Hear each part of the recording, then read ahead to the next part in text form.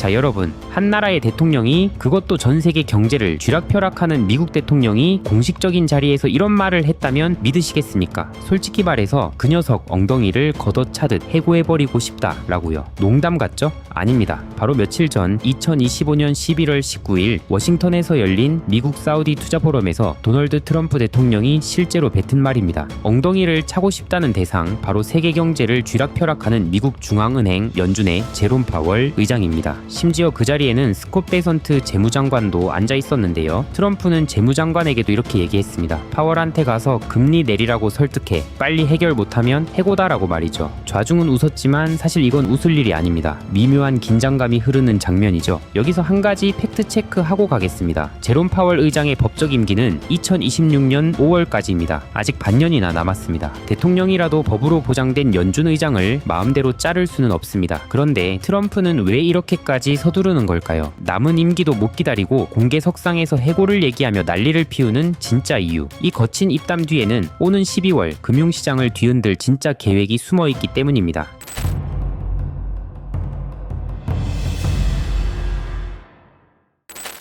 자, 그럼 여기서 질문을 던져보겠습니다. 트럼프는 왜 이렇게 파월에게 화가 났을까요? 단순히 성격이 급해서일까요? 아닙니다. 우리는 숫자에 주목해볼 필요가 있습니다. 39%. 이 숫자가 무엇이냐? 바로 현재 트럼프 대통령의 국정수행 지지율입니다. 집권 2기 들어 지지율이 계속 떨어지고 있습니다. 뉴욕 시장 선거 패배 등 싸늘한 민심의 원인은 딱 하나, 먹고 살기 힘들다는 겁니다. 하지만 트럼프 대통령의 불만은 단순히 지지율 때문만은 아닙니다. 그는 근본적으로 경제 철학이 파월과 다릅니다. 트럼프는 다들 아시다시피 사업가 출신입니다. 트럼프의 눈엔 여전히 높아 보이는 현재의 금리는 기업의 투자를 막고 서민들의 대출 이자 부담을 키워 경제의 혈관을 막는 불필요한 족쇄입니다. 반면 파월 의장은 고용 물가를 안정시키기 위해 데이터를 중요시하죠. 트럼프가 보기엔 파월이 너무 신중하기 짝이 없어 보이는 겁니다. 그래서 트럼프는 결심합니다. 내 말을 듣지 않는 브레이크는 떼어버리고 엑셀을 밟을 사람을 앉히자. 트럼프에게는 2026년 5월까지 파월의 눈치를 볼 시간이 없습니다. 당장 성과를 내야 합니다. 그래서 12월에 연준 의장 후보를 발표해서 파월의 힘을 계속 빼려 하는 것이죠. 그렇게 트럼프의 레이더망에,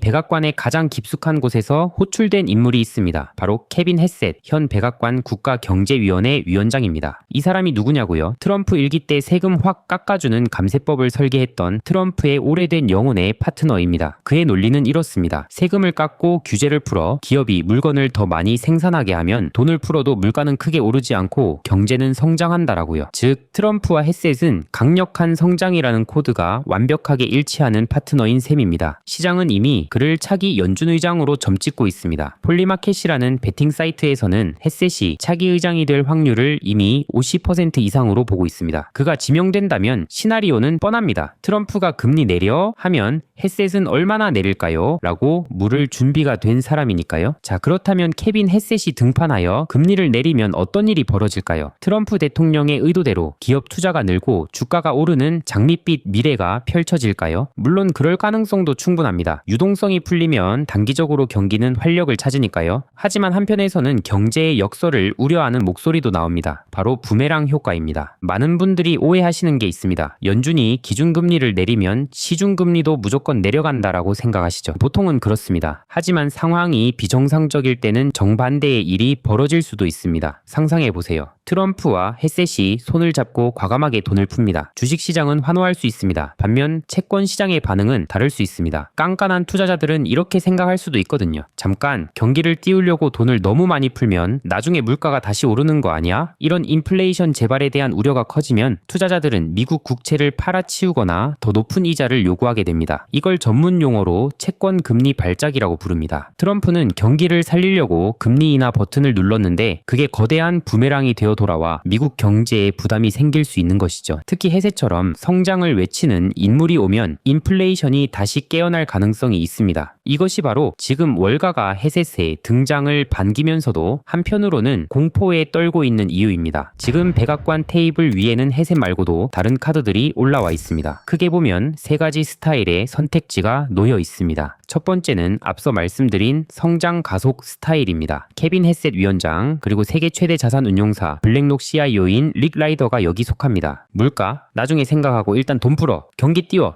이들은 트럼프의 본능을 가장 잘 충족시켜줄 사람들입니다. 만약 12월에 이들의 이름이 불린다면 주식시장은 단기적으로 환호할 수도 있겠지만 앞서 경고한 국채금리의 역습도 생각해야 합니다. 두 번째는 정반대인 안정적인 스타일입니다. 현재 연준이사인 크리스토퍼 월러와 미셸 보우먼 부의장입니다. 이들은 데이터를 믿는 정통파들입니다. 트럼프의 예스맨이 되기보다는 인플레이션을 경계하며 속도를 조절할 사람들입니다. 지금은 이 둘도 12월 금리 인하를 지지하고 있는 상황입니다. 만약 트럼프가 시장의 역풍을 우려해 이들을 선택한다면 트럼프 지지자들은 실망하겠지만 적어도 시장이 발작을 일으키거나 경제가 붕괴할 위험은 사라집니다. 재미는 없지만 안전한 길이죠. 마지막 세 번째, 아주 독특한 규율 스타일이 있습니다. 바로 케빈 워시 전 연준이사입니다. 이 사람은 연준이 너무 말이 많다. 중앙은행은 입 닫고 원칙대로 해야 한다는 확고한 철학을 가진 사람입니다. 특히 정치적 압력을 극도로 싫어합니다. 하지만 그가 걸어온 행보를 보면 명확히 친트럼프입니다. 결국 12월의 관전 포인트는 이겁니다. 트럼프 대통령이 누구를 선택할 것인가입니다. 파월 의장을 걷어차고 싶다고 한 거 보면 헤셋을 선택할 가능성이 매우 높은 것 같습니다. 베선트 재무장관은 크리스마스 이전에 결정될 것이라고 했습니다. 확실한 건 단 하나입니다. 결론적으로 2025년 12월 FOMC의 금리 결정도 중요하지만 차기 연준 의장으로 누가 지명되는지는 그에 못지않은 혹은 그 이상의 파급력을 지닌 이벤트입니다. 어떤 인물이 선택되느냐에 따라 향후 미국 통화 정책의 방향과 글로벌 금융시장의 운명이 결정될 것입니다. 따라서 우리는 이 변수를 면밀히 주시해야 됩니다. 그리고 오늘 같은 섹터 변화의 경우 앞으로 중요한 변곡점을 지날 때마다 텔레그램에서 바로바로 알려드리겠습니다. 여러분도 아시잖아요? 중요한 이슈들은 유튜브 영상으로 대응하기엔 너무 늦습니다. 유튜브는 영상을 만드는 데 시간이 걸리지만 텔레그램은 제가 시장을 보는 순간 바로 공유할 수 있거든요. 여러분들이 제 유튜브를 정말 많이 사랑해 주셔서 구독자 7만 명 달성한 게 엊그제인데 벌써 8만 명이 되었습니다. 여러분들의 사랑에 무한 감사드립니다. 이에 보답하고자 무료 텔레그램을 운영하고 있습니다. 유튜브에선 말씀드리기 어려운 이야기, 좀 더 상세한 시황과 주식 분석, 그리고 주식 꿀팁들을 공유드리고 있습니다. 그리고 7만 명 구독자 선물로 월급쟁이가 100억 버는 투자 공식이라는 전자책도 공유드려 놓았습니다. 텔레그램 입장하셔서 공지 버튼 누르시면 제가 쓴 전자책 바로 다운받으실 수 있습니다. 여러분들 사랑에 보답하기 위해 드리는 선물이니 부담 없이 즐겨주시길 바랍니다. 제 유튜브와 텔레그램만 보셔도 시간이 압도적으로 절약되도록 만들어 드리겠습니다. 유튜브 고정 댓글에 텔레그램 참여하실 수 있는 링크 공유 드릴 테니 많은 참여 바랍니다. 오늘 이 업데이트 영상 끝까지 보신 것만으로도 여러분은 이미 상위 1%입니다. 남들은 어려워서 이해하지 못할 때 우리는 이 신호를 먼저 읽습니다. 우리 함께 이 사이클을 추적해 봅시다. 댓글에 하트 하나만 남겨주세요. 단순한 좋아요가 아니라 나는 겉핥기가 아닌 제대로 된 투자를 한다는 우리끼리의 조용한 신호 같은 거죠. 저는 댓글 하나하나를 진짜 다 봅니다. 몇 개가 달렸는지가 중요한 게 아니라 얼마나 많은 분들이 이 본질을 꿰뚫어 보셨는지 그게 궁금하고 그게 힘이 됩니다. 감사합니다. 다음 영상에서 뵙겠습니다.